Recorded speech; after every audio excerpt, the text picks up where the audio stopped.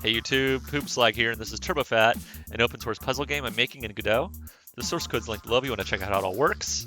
But this month I was mostly drawing assets for the new Poké Desert area, so if you're not an artist, at least you'll sort of maybe gain an appreciation for how much work goes into this stuff.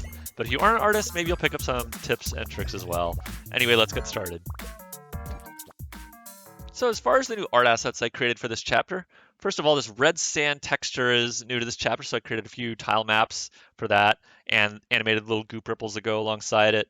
I had to create a few unique obstacles for this chapter, like the chocolate dip cacti and marshmallow cow skulls. I drew a few variants of each of these so they wouldn't look too repetitive when they're next to each other.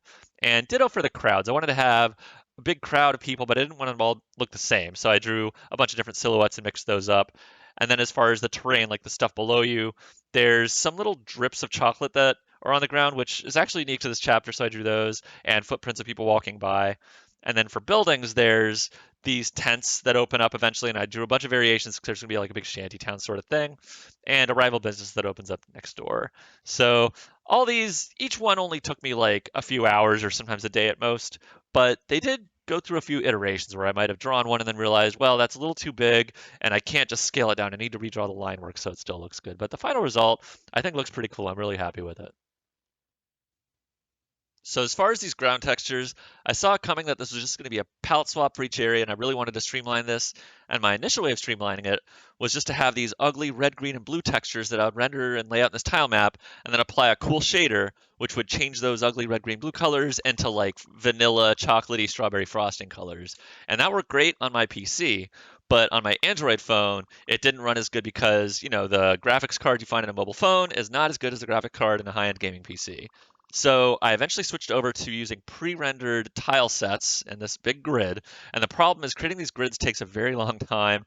My current process is I have a Clip Studio file with like 200 layers, and I got to turn those layers on and off in different combinations to have like the unfrosted one, the frosted one, the half frosted one, the T-junction, all those little variants, and I export those one at a time, and then those get stitched together in ASC Prite. And that part's fast, but it just takes time to export stuff 200 times.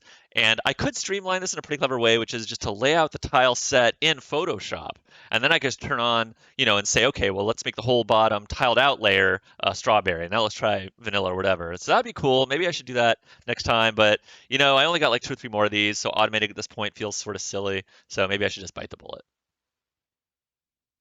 So I didn't know how I was going to do crowds because the monsters in my game are heavily customizable, recolorable. They have like interchangeable parts and a lot of animations. So they take actually a lot of resources to render.